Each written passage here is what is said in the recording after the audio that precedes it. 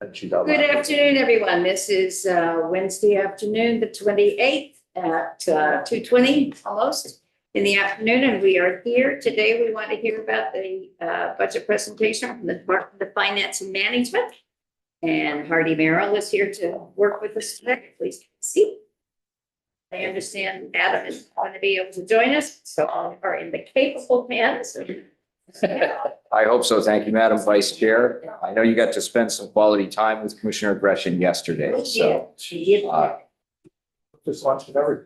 Fortunately, I think my allotment is shorter today. So for the record, Hardy Merrill, Deputy Commissioner, Department of Finance and Management.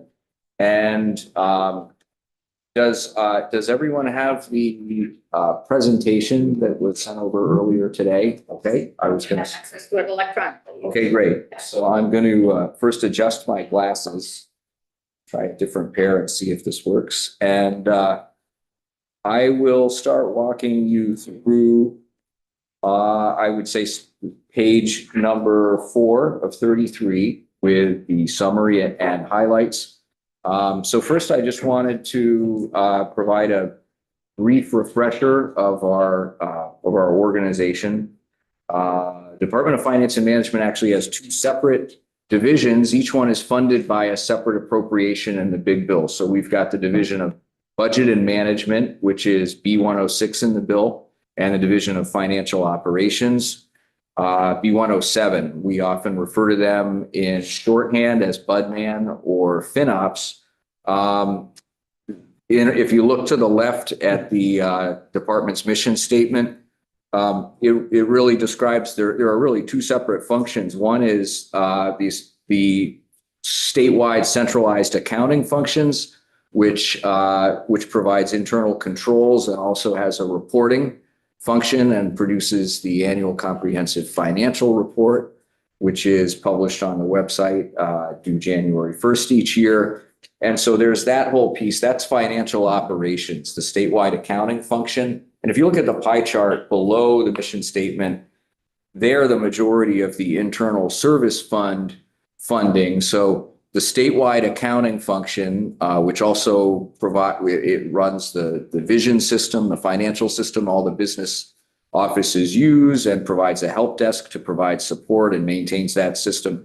That's all internal service fund operation, and that's about 20 employees that make up our financial operations division and provide those functions under the direction of two directors, our Director of Statewide Reporting, who focuses on the reporting component.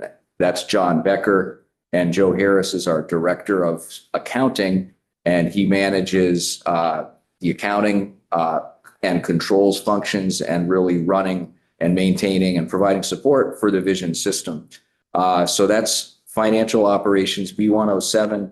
And the budget and management function is, as you know, we certainly take the lead on preparing and presenting the governor's budget recommendation. That's one of our functions in budget and management. And we also, with our team of, in addition to the commissioner and myself, there's our Director of Budget and Management Operations, Aaron Broder, and a team of 5 analysts. And we've been at that level of staffing in budget and management, so a pretty small team. We've been at that level of staffing since 2020 when I joined the department. I do note that historically there have been as many as 7 analysts in budget and management. In addition to a director, we've been operating at this level of 5 successfully since 2020.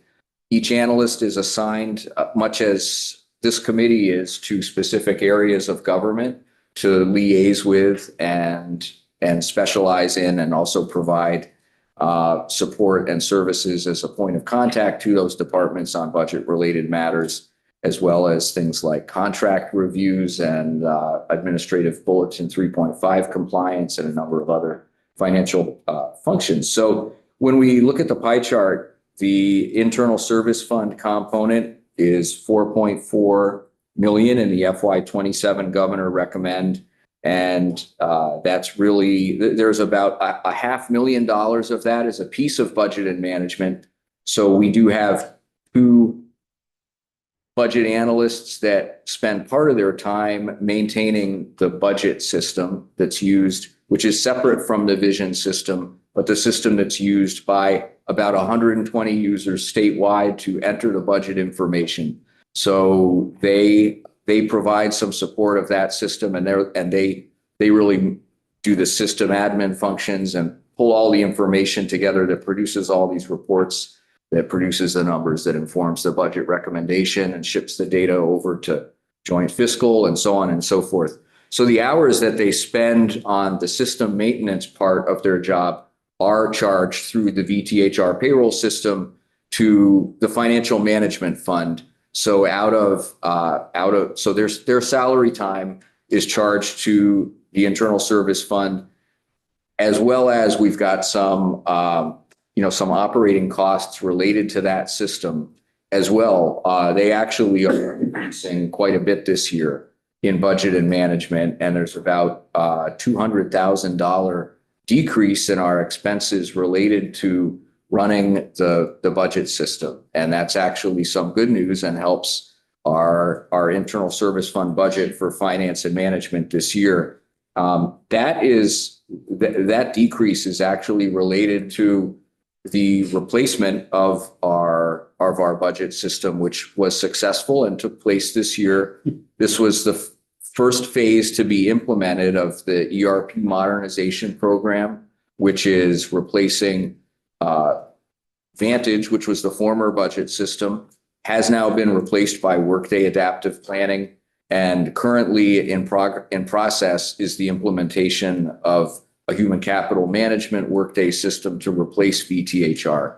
That work is ongoing, but the work for the budget system was complete. That's a relatively small piece of the overall ERP modernization project. It did cost about $1.1 million, the implementation associated with the new budget system. That was funded out of a $12.8 million ERP appropriation made back in FY22, and I provided the citation here. The good news is it was a lot of work to do in a fairly compressed time period. The work began during the last legislative session, actually, and while we were busy with regular operations, continued over the summer and really went live just in time for agencies and departments to start using it in October for their budget entry. It was down to the wire, but we were successful in terms of the training and go live. We did receive positive feedback as well from the users. Once again, they number about 120, but in terms of the use of the program for data entry, there was a lot of positive feedback in terms of having a more modern and intuitive interface. Where we realized the $200,000 savings is basically we were spending about that amount each year for extended support of the old, no longer supported Vantage budget system. And even though we spent that $200 for extended support, and the idea with that was they would, even though they no longer support this system, that would pay for them to sort of host it, this unique configuration, even though they wouldn't support it in general for customers. They would keep a copy, on a server and theoretically help us if we had trouble with it. Although when we did have trouble, the support wasn't really there either. So we're glad to be on a modern system, I guess, to sum things up. And we're glad that it was completed on time and it was successful. And we've presented the governor's recommended budget. So that $200,000 support cost goes away, along with some additional ADS support costs that are also going away, because this is really just in the cloud and there's not really anything to maintain. And actually,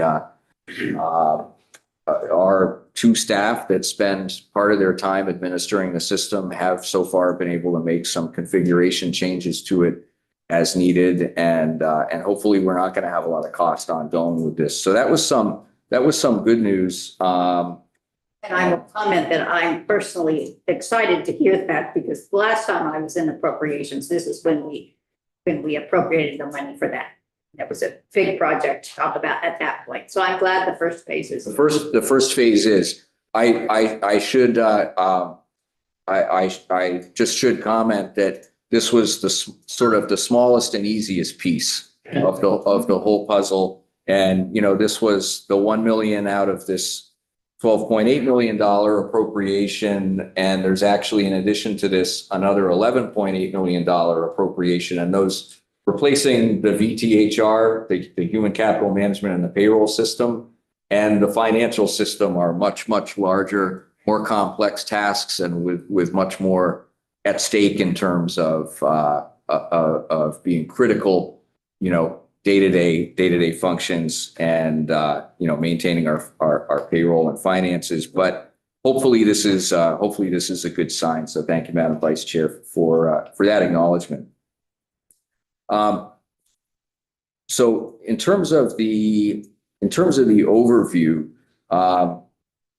the internal service fund budget, you know, we're pleased to report that we're actually, for Budman and FinOps combined, we're actually down year over year, which is, again, really, that's just due to that cost savings that's related to the new budget system is really what's driving that.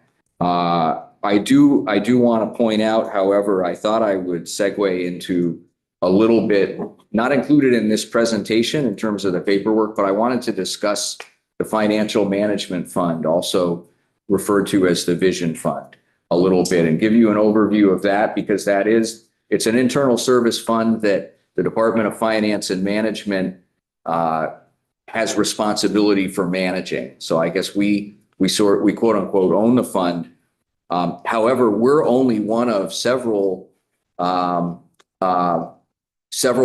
discrete operations that are funded by the Financial Management Fund. So DFM is funded to the tune of the $4.4 million you see here on the pie chart. We're 4.4 million, but we've also got ADS funded, which receives spending authority from the fund to the tune of 3.2 million. We've got DHR, which is funded to the tune of 5.1 million in addition. So those pieces all add up to 12.7 million. Last year, those same three pieces, DFM, ADS, and DHR, received spending authority of 12.5 million. So we're really only about a 1.5% up for those three discrete operations and the funding they receive from the Vision Fund or the Financial Management Fund. However, there is a new expense that's now being funded by the Financial Management Fund this year, and that's causing an increase of actually about $1.4 million on top of that 12.7. So the total for the Vision Fund, Financial Management Fund, is now 14.1 million this year that's being allocated out, and that's a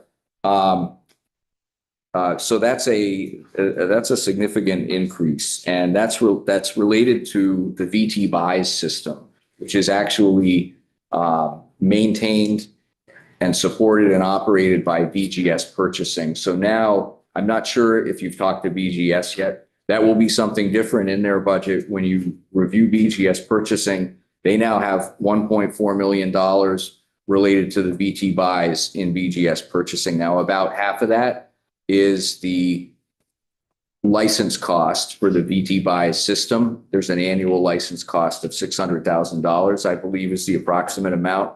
And then there are positions in addition. I believe it's a quantity of 3. I know we've got AOA FSD here. Can you double check my math on that? Is it 3 positions at VT buys?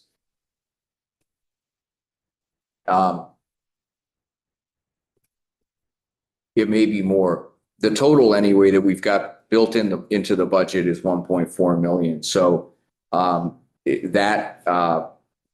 so that's now part of our Financial Management Fund and the internal service fund charges that are paid by departments and agencies statewide. It's 4. 4 employees, thank you. I'll pause for a question if there is one. Yes. So those would be in BGS for employees would be under BGS. They are. What's the revenue source for the fund? So it's an internal service fund and you will see it, we charge it out to all departments and agencies statewide. So when you see, if you look on ups and downs, you'll see a line for vision and is usually how it's described. Its official name is the Financial Management Fund. So we have that as part of our budget documents here. You'll see increases as well. We're actually the way it's allocated is according to a fairly complex formula. And so out of that 14 million, we try to establish how much is roughly attributed to the vision financial system and how much is roughly attributable to the VTHR, payroll and HR system. And then in terms of the formula to allocate to agencies and departments, the portion associated with VTHR is allocated more on number of employees, and the portion associated with the financial system, which includes all the cost of our financial operations, staff salaries and benefits, for instance, that's apportioned out more on transaction volume and amount, and so how much they're running through the financial system. So actually, well, you'll see, for instance, our vision fund, it averages, let me see, 14.4.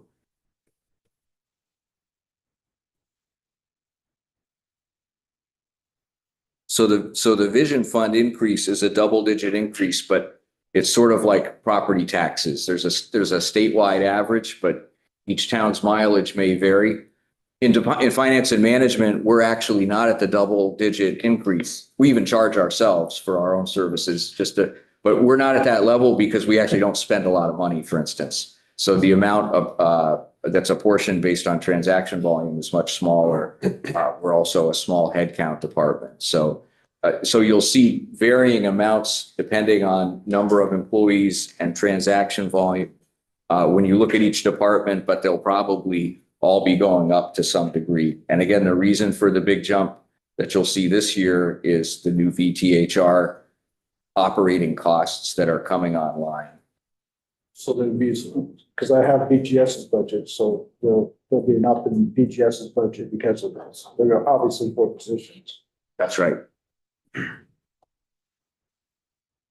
They'll pay more into the internal service fund, which is reflected in this total. Right. Everyone will pay more into the internal service fund to pay for that function, which is now adding 1.4 million to the state's financial management operating expense. I guess I would just add as a footnote, well, we don't necessarily in finance and management relish the thought of creating new base operating expenses that will now exist going forward, perhaps in perpetuity. When you look at the volume of contracts that were executed in fiscal 25, it was $1.4 billion of contracts that were awarded by the state of Vermont that would flow through this system. And the system really, all purchasing and purchase orders are also running through VT buys, but the biggest function and BGS purchasing would be better, purchasing and contracting would be better equipped to really provide testimony on this. But the real advantage of this system is the contract management functions that did not previously exist.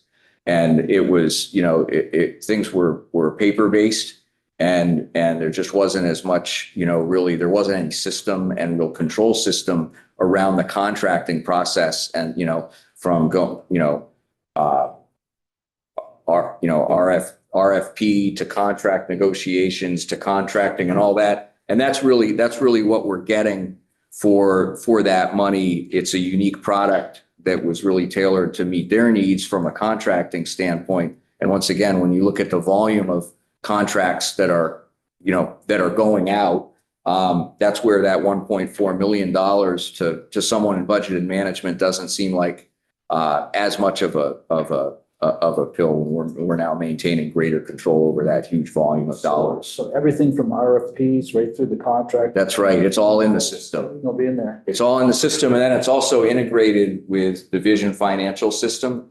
And in some years, at least a couple of years in the future, but pending the workday completion, it would integrate with the new financial system. But right now, it integrates with Vision, and so it goes, going from RFP to contract, and then creating an encumbrance in the Vision system, and that's all happening with integrations now. Save quite a bit of staff time.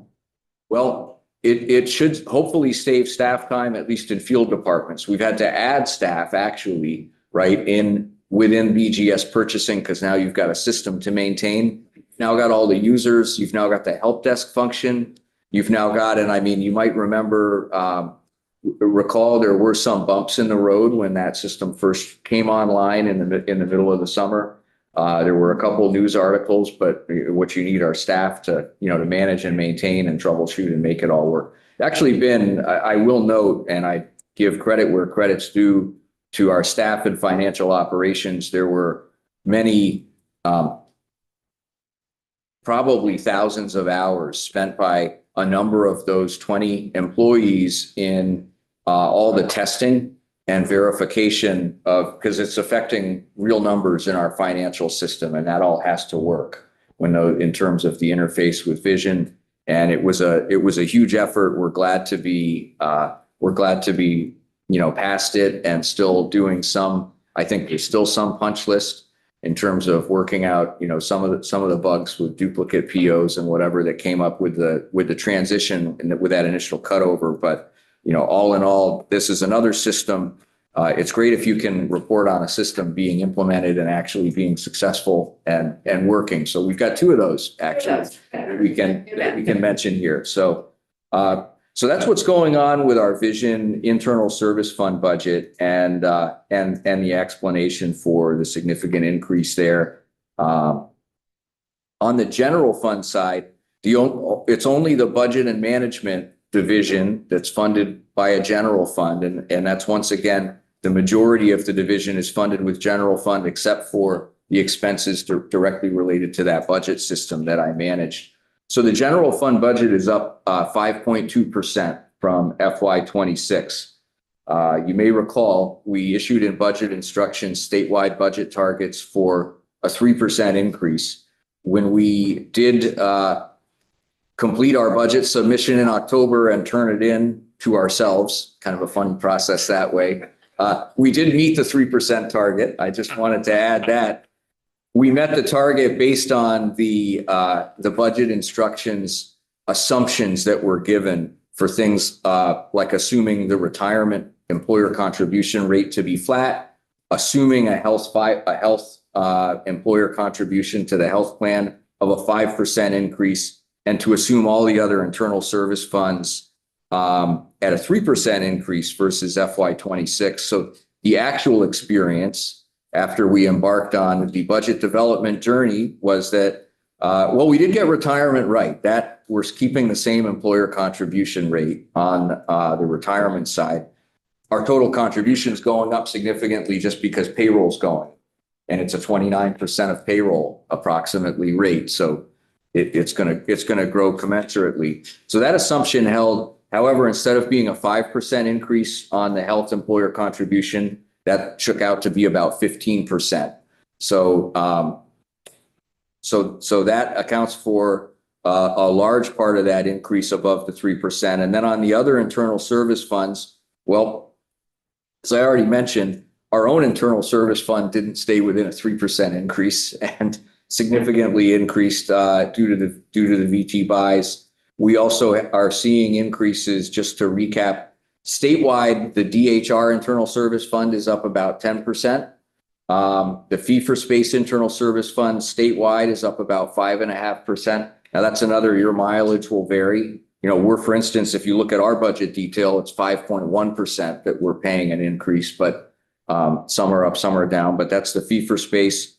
Work comp is significantly up statewide. That's about, for the whole internal service fund, about 13%.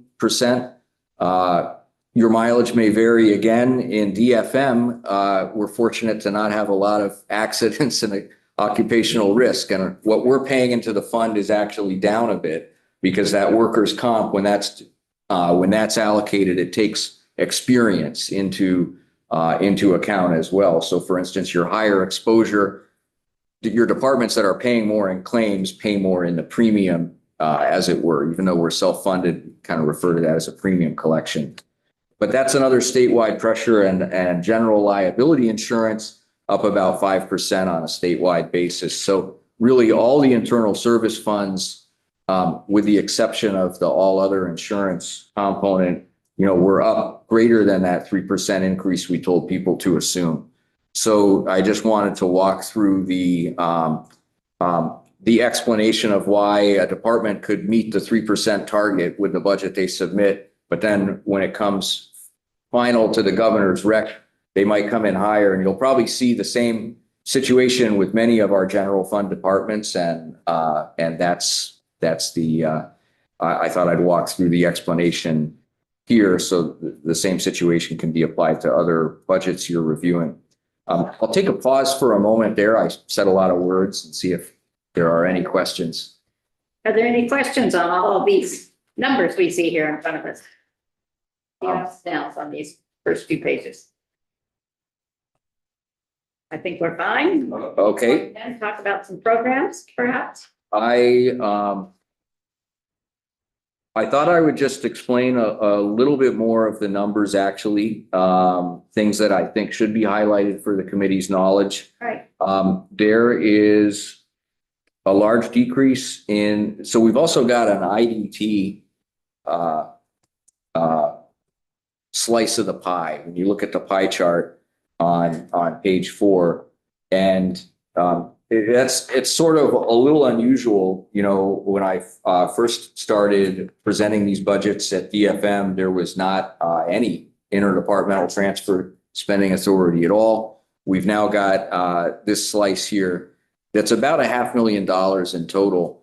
And so the way that breaks out is there's actually $250,000 of that approximately, which is an interdepartmental transfer from the Agency of Administration Secretary's office. It's actually coming from the Chief Recovery Office, and it's coming to Finance and Management. And I just wanted to explain, and the detail you may find if you were to pour through some of the required reports like the IDT report and such. I wanted to give it an explanation for clarity, which is there is a staff position that exists in the recovery office, and that's the Central Vermont Recovery Officer. The position's held by Patricia Moulton. And so that position really works organizationally within the recovery office. However, it's an exempt position. It was actually created within the Department of Finance and Management, and it's funded by the recovery office through an IDT. The reason for that is there's actually in statute, there are some restrictions on how many exempt positions can exist by statute, like within a department. And so we don't have a lot of them in finance and management. They had already been allocated in AOA. And when the recovery office was essentially stood up in response to the flood emergencies, basically there wasn't room to create an exempt position there within AOA. So the position was created in DFM, but it's funded from the recovery office. And I would imagine that the position is shown on the org chart at the recovery office if they present to you their budget, and the position is not shown on our org chart, which is towards the end of this package. But I just wanted to disclose the reason for that sort of, it was an administrative reason for creating it in accordance with statute, but it's funded by the recovery office.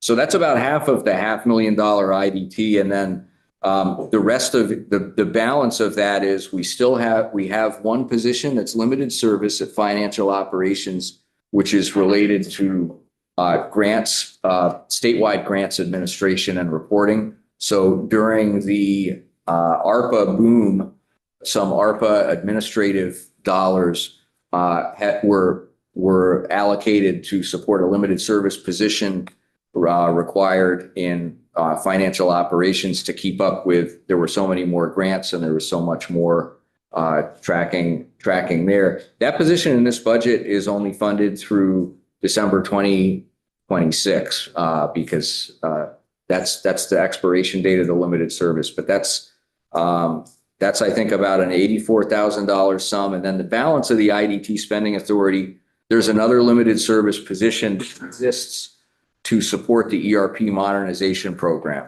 However, that position is currently vacant, and we plan on having it remain vacant until we're really at such point that we're going with the financials implementation, that we really need some more backfill help. And that has not been the case yet. And so we have not filled that position.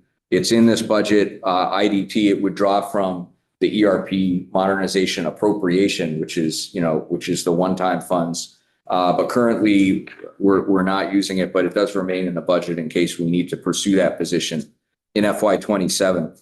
The last thing I wanted to comment on the IDT spending authority is there is a significant change on the FinOps side of our budget. In the IDT budget column, there's a decrease of $325,000. And that's driven by two limited service positions that, in addition to the one I just described, that were also created to support ERP modernization. And we actually, during this current fiscal year, transferred those positions to DHR. And DHR is hiring, I'm not sure if they have the positions in place now, but currently the action, as it were, in the ERP modernization program is all on the VTHR side. We haven't yet started the financials implementation. So within the Agency of Administration, we saw that those positions were much more needed over at DHR than at DFM. So we transferred the positions. They came out of the FinOps budget. They were budgeted in FY26. They're no longer budgeted in FY27. So that's that down. Those are explanations of all the big number changes to the extent that they exist in the budget. So I will pause there before continuing on. Internal money moving back and forth and up and down to help us administer our responsibilities. And we thank you for certainly all the work that you do out of the Agency of Administration to help keep everything straight.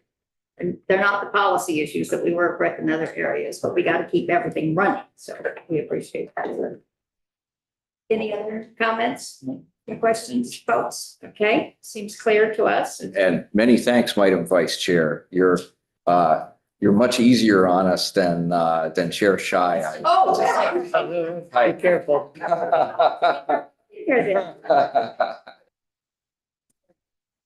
Yeah, you have made this transition to Workday. It's obviously going to be phased in. Is this something you see as a success? I mean, I know transitioning from one software to, especially an older software, to sometimes can be. Sure. So I'm happy to talk about that from at least from the perspective of this one module, the adaptive planning that we use for budget. I mean, it's a success by the objective criteria of on time and on budget, and it worked to produce the required reports. What I will say is, based on the time frame that we had, and that we were really forced to on the schedule. We started just last really March. We were getting going, and we had to have the thing live and operational and people trained and it working like in October for budget entry. And we got that working. It was even later. The Workday Adaptive Planning really, it's much more of it's a database product, essentially, right? It's a database and analytics product, and it's good for things like charts and graphs and dashboards and stuff like that. It's not as much set up out of the box to be like a report delivery system. And actually, we need to use it to deliver a number of report items according to statutory requirements. So it was quite a bit of work, and it was kind of right up to the last minute, frankly, in order to get all the reports configured and in order to produce reports, which if you look through this packet, they pretty much duplicate the same format of the reports we handed in previously. And it's the same information. It's the budget roll-up report, the budget detail report, the position summary, the interdepartmental transfer summary, and the grants report. So we duplicated functionality, right, in sort of a lift and shift. So there's not a lot of in terms of, and the thing did work better. It was more reliable, it's supported, and the users had good feedback on it as a data entry thing. You know, I would just say we didn't take like a big leap forward in terms of any process improvement in terms of like what we're delivering.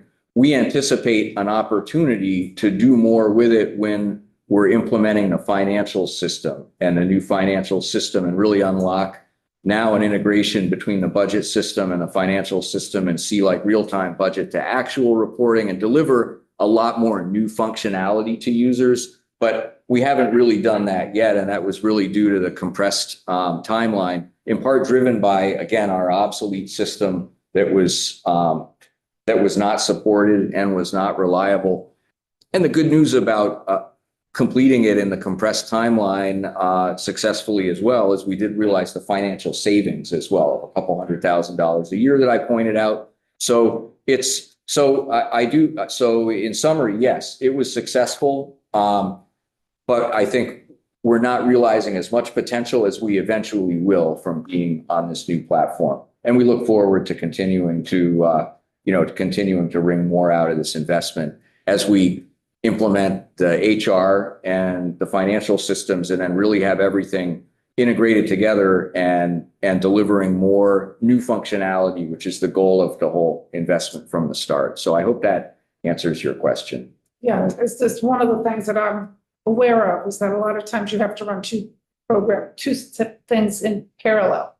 And you have to have the people who are working on the old one, and then you have to have the new people who are training, and you have to often bring in training like from Workday to go and bring them up, and then eventually they all transfer over to it. And there will be more of that. It's a much bigger lift with the, on the HR and financial system sides. We were able to completely just turn off and throw away the server for the old system and be on the new with this. But again, it's a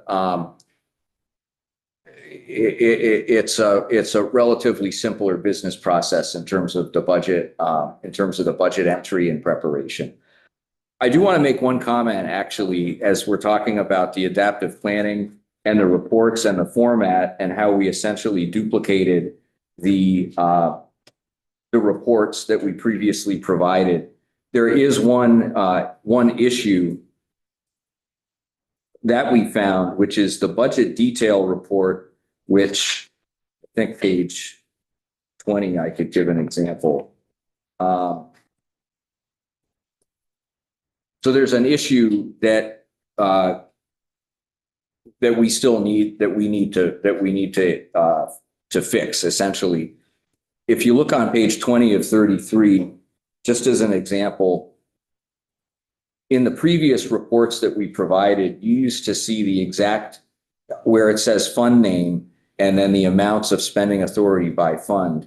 The prior system would produce each discrete fund and fund number. And here they're kind of combining, for instance, IDT funds here. We don't have a lot of different funds, so it's not as good an example to look at DFM. But for instance, if you look at state police and they have like a dozen different special funds, instead of seeing each special fund and how much spending authority and change, right now the reports that are being delivered to you have them all rolling up into one line that says special funds. So I just wanted to disclose, especially if this comes up in other presentations, unless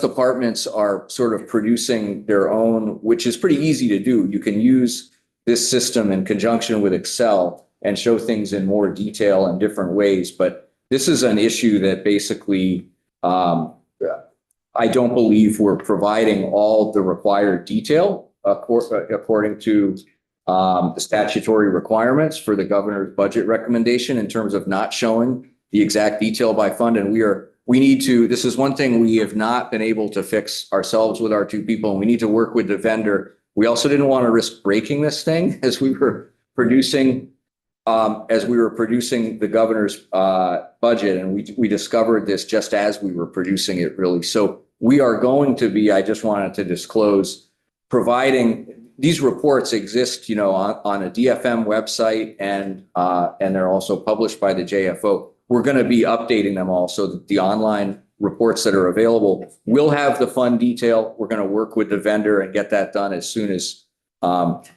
possible. But I wanted to provide that disclosure, for instance, in case anyone comes in front of you and says, "Oh, well, you can't actually see the fund detail anymore with this new system." Well, that's something we're aware of, and it's one of these down to the wire, go live and get it going things. And so I wanted to disclose that and just advise that's going to be an improvement. Representative LaRoche had a question. Yeah, just, the programming on this thing, you didn't buy it, obviously, you couldn't have bought a package, like a pre-canned package. They're actually coding this for you, right? I assume it's SQL and eventually. It's actually not. So what this is an example of a prominent trend in information technology systems now, which is you're using a cloud-based sort of generic canned thing, but then what you do specific to your application is adjust configuration settings. And the way they describe it is it's actually configuration, not customization. And we're using the same adaptive planning application that's running on the cloud in some server or servers wherever they're located in the world, and they're maintained by Workday. But everyone actually has the identical application. The thing that is different from site to site are configuration changes, and it's really done instead of coding in like SQL or the stuff I used to do. It's like you've got menus and you set radio buttons to be switches on and off and different functions like that. To have all that configuration set up and to make the thing work is what we paid a vendor to do the implementation for us, and that's the majority of that implementation cost of $1 million I described. But you're going to be able to talk across your different applications there eventually, so that, like for contracts.